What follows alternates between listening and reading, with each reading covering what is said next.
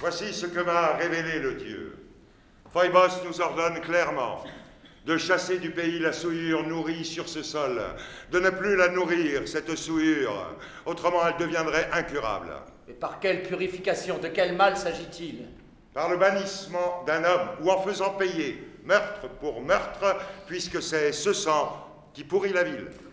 Quelle est la victime? De qui parle l'oracle? Prince, nous avions jadis Laios pour roi, avant que tu ne diriges toi-même la ville. Je l'ai entendu dire, mais je ne l'ai jamais vu de mes yeux. Il est mort, et c'est pourquoi le Dieu nous ordonne clairement de punir ceux qui l'ont tué. Je dis que sans le savoir, tu as avec tes proches des relations infâmes, et que tu ne vois même pas à quel degré d'abjection tu es arrivé. Tu crois pouvoir continuer comme ça pendant longtemps? Oui, si la force du vrai existe. Mais oui, elle existe! Mais pas chez toi, ah non, pas chez toi. Aveugle que tu es, des oreilles, de la tête, des yeux. Malheureux, tu lances des mots que d'autres, que tous vont bientôt lancer contre toi. Tu vis dans une nuit tellement obscure que jamais tu ne nous verras, ni moi, ni aucun autre, qui vivons dans la lumière du jour.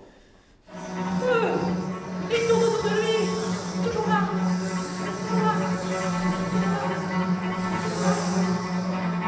Qui est cet homme? Les mois de ma vie m'ont fait tour à tour, et petit, et grand, me voici, tel que je suis né. Je ne suis pas un autre. Je veux savoir qui je suis. L'un après l'autre, je vois les tes mains, comme des oiseaux attirent d'ailes, plus vifs que le feu indomptable, se précipiter sur la rive où règne le dieu de l'ombre. Un jour, Apollon Loxias me déclara que je devrais m'unir à ma propre mère et verser de mes mains le sang de mon père. Voilà pourquoi depuis longtemps je me tiens loin de Corinthe. Pour mon bien sans doute. Et pourtant, qu'il est doux de voir les yeux de ses parents. Chère tête, un grand et seul rivage a servi de même lit et au père et au fils.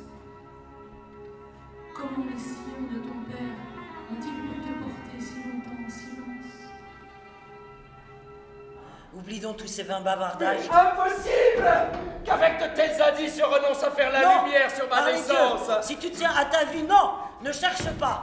Rassure-moi, voilà qui suffit. Bien même je serai 3 fois fils d'esclave, tu n'en paraîtras pas moins Je noble. t'en supplie, ne fais pas cela. Je ne t'écouterai pas, je veux la lumière sur ce mystère. Pourtant, je sais ce que je dis, et c'est vraiment pour ton bien. Ce bien-là me fait mal depuis trop Maudit! longtemps. Puisses-tu ne jamais savoir qui tu es? Mais à la fin, qu'on m'amène ce berger, Oh! laissez-la se réjouir de sa haute naissance. Malheureux. Oui, c'est le seul nom pour toi. Notre chère Jocaste est morte. La malheureuse, qui en est la cause? Elle-même. De l'acte le plus douloureux t'est épargné, tu ne l'as pas vu de tes yeux, mais tu sauras, autant que le permet ma mémoire, ce que la pauvre a souffert. À peine, elle a passé le vestibule en fureur. Elle court vers le lit nuptial en s'arrachant les cheveux des 2 mains. Elle entre, claque les portes derrière elle, et elle se met à appeler Laios, mort depuis longtemps. Elle parle de l'enfant de leur union par lequel il mourut lui-même, la laissant, la mère, donner à celui qu'elle engendra une épouvantable postérité. Je ne sais comment accepter ta décision. Mieux valait ne pas être que vivre aveugle. Ne me dis pas. Ne me dis pas que je n'ai pas fait ce qu'il y avait de mieux à faire. Arrête avec tes conseils. Si je suis bon prophète, si j'ai l'âme perspicace, dès demain, si t'es bon, tu Tu ne manqueras pas d'être acclamé comme le compatriote d'Oedipe sa nourrice, sa mère. Et notre cœur te rendra grâce, toi qui sauvas notre roi.